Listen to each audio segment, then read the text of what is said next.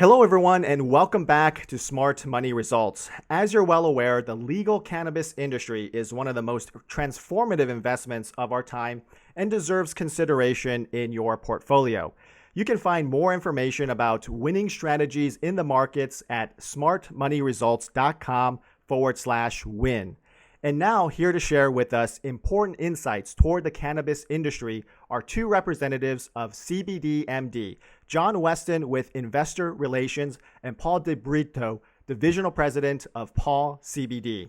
Gentlemen, thank you so much for being with us at Smart Money Results. Thanks for having us. Before we dive into some of the burning questions of the day, could you give us an overview of your organization and particularly how you distinguish yourselves from the competition? Sure. In 2017, the company started out as cure-based development. Later on in 2018, the company was acquired by Level Brands. And upon passing of the U.S. Farm Bill, all of the documents and needed registration had been filed, and within hours of the U.S. Farm Bill being signed in the law, the company was changed names to cbdMD and was immediately eligible to be listed on the New York Stock Exchange. And going forward, the things that distinguish us from our competition is probably the one thing that we feel very adamant about, and that is we take great pride in being a company of firsts. We're the first pure play CBD company to be listed on the New York Stock Exchange. We are one of possibly maybe the only CBD company to be added to the Russell 3000. And more importantly, something that we are very excited about is our continual branding and the marketing efforts we have in place and continue to implement to make us the number one brand in the space. As you know, there is still a social stigma associated with the cannabis plant. However, your website has done an excellent job emphasizing the practical and therapeutic elements of hemp-based products. I was wondering, do you find yourself splitting your time representing your organization as well as evangelizing the broader cannabis industry? Well, let me jump on the pet side of that. Sure. For the website, we're under development in ours right in the PAW side right now. It'll be ready in 45 to 60 days, but we share the cbdMD website. But on the packaging of the PAW, we really wanted to get a kind of a crisp, clean look. I don't know if you've seen our packaging, but it's very modern and very clean, like I said. So we try to also use dog breeds that you don't see every day. If you look around, you see the golden retrievers and the black labs and the German shepherds. We try not to use that so we can kind of set ourselves apart. And we have probably 4 or 5 different breeds we use right now. We have new product coming out that will have even more breeds on it. So we're going to continue to grow, continue to add product, and then continue to be a little bit different in what we do as far as our presentation. I see. And what I'd like to add is on the actual website, the look that we feel that we have gone to try to promote is that bold, crisp type of look where it basically says to the consumer, we're a brand that you can trust. And to answer your second part of the question regarding the evangelizing, when the cannabis industry got started, there was a lot of noise out there about marijuana, the legalization. Sure. And then after that, CBD has kind of jumped into the space now. And as a company, we are more focused on our branding efforts, our advertising, growing our footprint to, again, establish ourselves as the brand to be in the space. So we let the others worry about the noise. We're more focused on our branding efforts. Speaking about trust, this segues into my next question, which is one of the impressive attributes of your company is that you have many well-known pro athletes on Team CBD. A lot of these folks, we've seen them in professional sports leagues. We've seen them in the Olympics, and notably, you have NFL players, of course, NFL being in the news recently, who play in particularly high impact positions. Is pain management the primary catalyst for why these athletes support your products? Okay. Well, again, being the fact that that CBD is not fully regulated by the FDA, obviously we can't really make claims, or we cannot make specific comments about the use of the product or the reason for it. However, a common theme is that pain, anxiety, and sleep seem to be the catalysts for the use of CBD. And again, while we can't make any claims, recent research shows that CBD is very possibly a good alternative for the opioids and the prescription medicated uses that are out there. Yeah, that's a very good point. And this leads to another question. For some who are new to the cannabis market, they may not be aware that it offers a very diverse product portfolio. For instance, you have the vape juices, CBD capsules, tinctures, and edibles such as CBD gummies. Could you tell us which product category has garnered the most appeal, and do you see any shifts in this consumer behavior? Yeah, well, all of our products, the ones you mentioned and more, are very appealing to the consumer. Sure. Whether topicals or creams or whatever you have. But being on the pet side, I've noticed that the pet is really coming on. That has a lot of appeal to the consumer. As you know, people love their pets, right? They treat them as family. Absolutely. So whatever you're going to have, your pet's going to have, right? So if you have high-end quality products, they're going to get high-end quality products. So there's a big pet buzz in the industry right now, and we're really seeing a lot of interest from the consumer on that. Just a follow-up, do you find for first-time consumers of CBD products that like certain product formats are more easier to like share with friends and families? For example, the stereotypical image of cannabis is the pothead smoking a joint, and sharing a joint with your mother or grandmother is obviously a sort of a difficult proposition. But your customers find it easier if, say, hey, here's a tincture which you can apply directly under your tongue, or here's a CBD gummy. Do your customers find that these formats are easier to kind of share the overall cannabis story with their family and friends? Right. I mean, you hit it on the head. So if you have a jar of gummies, which are a bunch of individual pieces, that's easy to share with anybody, right? So everybody just takes a piece and they get a great taste of it. They can see the effects shortly after that. But yeah, and then the creams, we have squeeze tubes, which you can share with people. And, the tinctures also, but I think that the gummies, the tubes, that kind of thing are much, much easier to share. I see. As you mentioned, Paul, Americans certainly do love their pets. And this is a stat from the American Pet Products Association that we're forecasted to spend over $75 billion this year for our furry friends. And with such enthusiasm for pet care, pet apparel, accessories, etc., do you find it easier to promote this segment of the cannabis business as opposed to those geared toward human use? Well, I've been in the pet industry a long time, and I think it's a little bit harder because when you're buying things for yourself, it's just for yourself. But when you're buying things for a pet, you're really checking everything out. You want to make sure it's quality, the best ingredients, and that kind of thing. So it's a little harder, but once they start using it, then it's easier. I see. I was reading an article on the pet CBD market, and I forget who the source was, but this analyst brought up a very interesting point about pet CBD products, and that it's either the CBD works or it doesn't. And what I mean is that the placebo effect is largely irrelevant for animals. As far as I know, there's no way to play Jedi mind tricks with your golden retriever.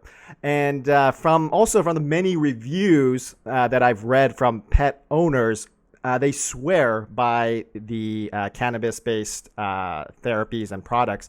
Have you also had similar feedback and experiences from your pet owner customers? Yes, definitely. I don't think I can think of one time where somebody said it didn't work for my pet, or my dog, or my cat, or whatever.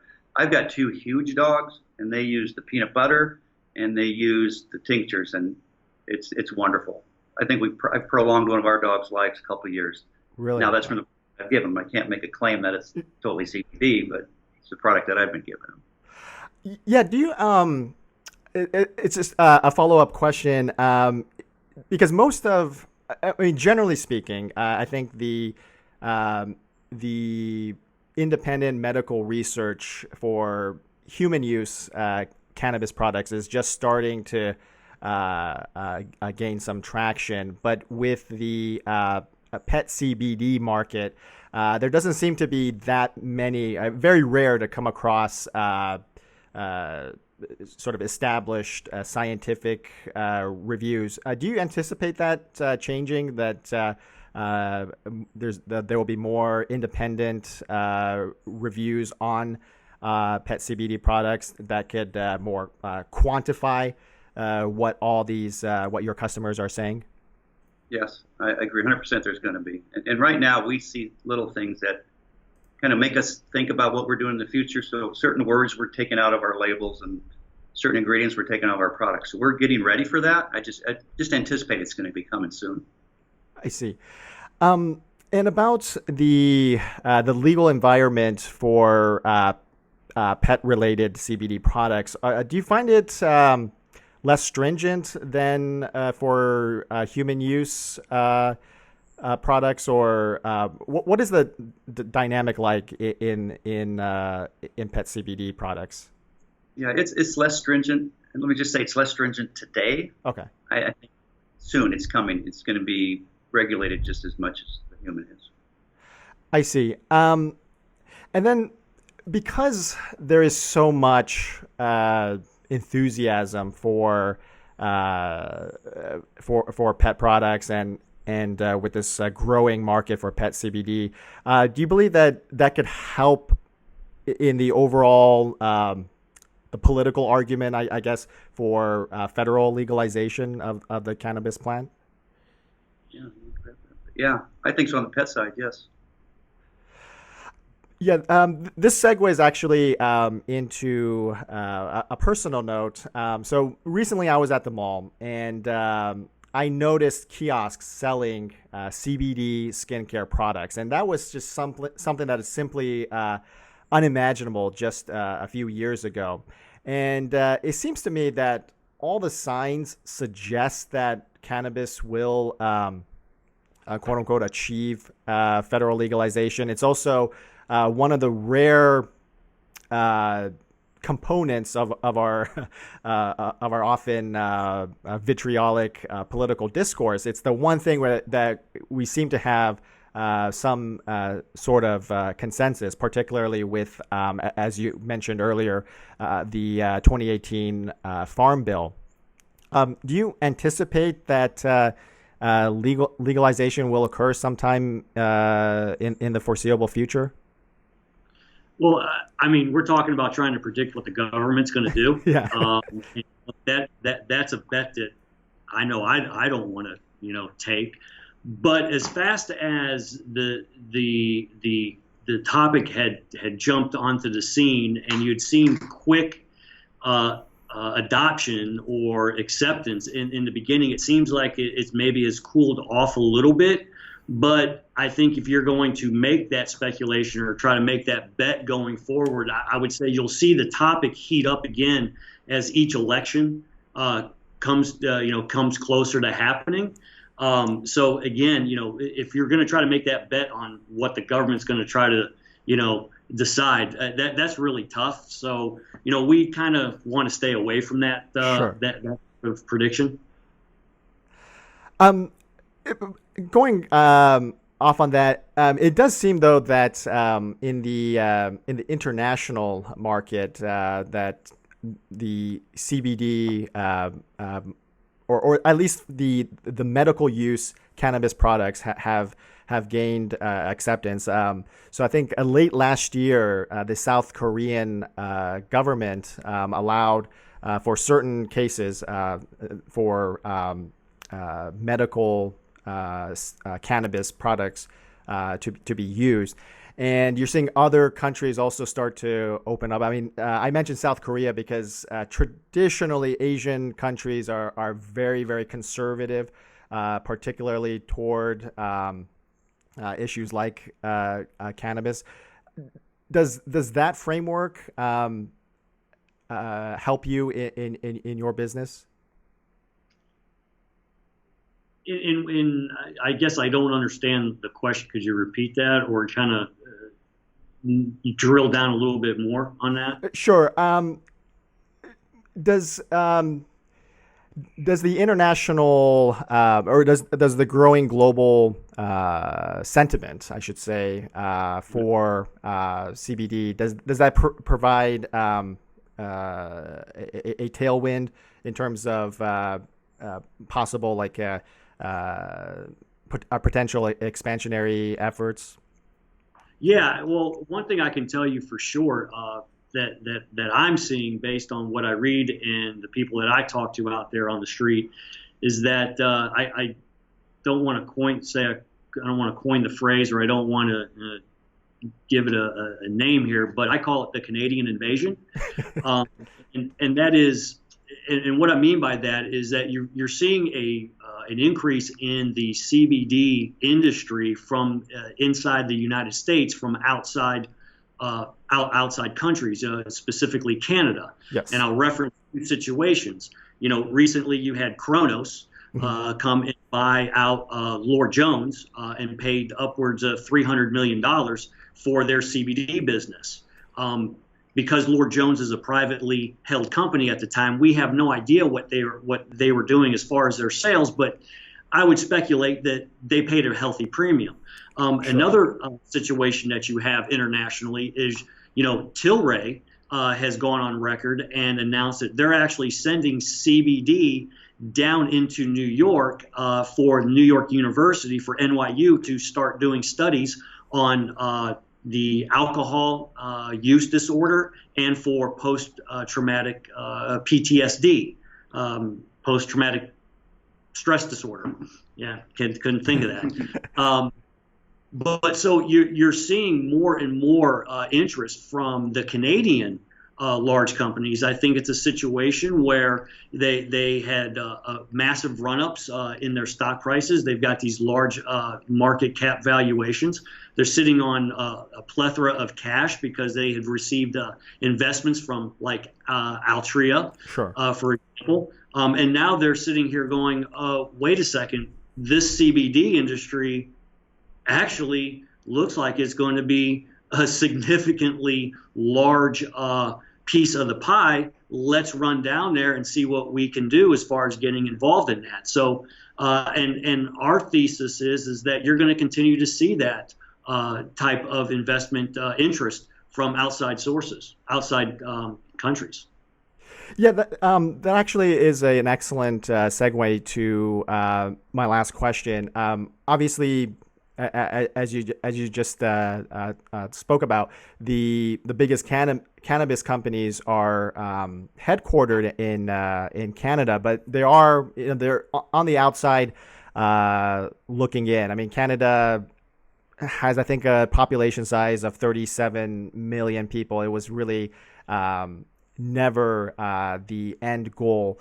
Do you find that first of all that there's a particular advantage of being right here headquartered in the U.S. and also could you give us maybe an insight? Is there a big difference between the hemp-based products or CBD-based products that are sourced here in the United States versus sourced in Canada or other international markets? Let me answer your first question. On the pet side, being here in the U.S. is a huge benefit. You look around at all the pet products and pet foods of the big players out there. Everybody has made in USA, grown in USA, manufactured in USA. So we're right here in USA, and we source our products here, and we can brag about that. And I think it's great benefit for us to be here. And then also on some of the research that I have been reading on lately, is you're seeing an increase in hemp growing and hemp production here in the United States. Right here in North Carolina, I can tell you that there are a number of farms that are actually changing over their crop into hemp only. So from a business, and I think this is great for cbdMD going forward on a financial situation, I think you're going to continue to see a growing number of farms in the hemp space. So you're going to have more production of hemp, a more supply, an increase in supply of hemp products and CBD isolate in specific. So I think you'll continue to see the isolate pricing continue to come down. So if our raw material prices are coming down and our prices for our products remain the same, it's actually a good thing for us at cbdMD. Yeah, and I was just thinking about this. I think it's also great for the economy as well. I think that the CBD market is either the fastest growing job market or one of the fastest growing job market. And I don't know, and maybe this is just me, but it seems like when we're having some economic concerns, and obviously we have the U.S.-China trade war, it seems to me that made in USA has a much higher premium in this environment than it may have just a year ago or 2 years ago. Right. I agree 100%. Gentlemen, this has been an extremely insightful discussion. But before we go, was there anything you would like to share with us that I may have missed? No, I think we've covered everything that we wanted to cover. And we appreciate your time and appreciate the opportunity to come out here and showcase our company, and thank you. Great. Well, John and Paul, thank you so much for sharing your knowledge with us at Smart Money Results. Thank you, Josh.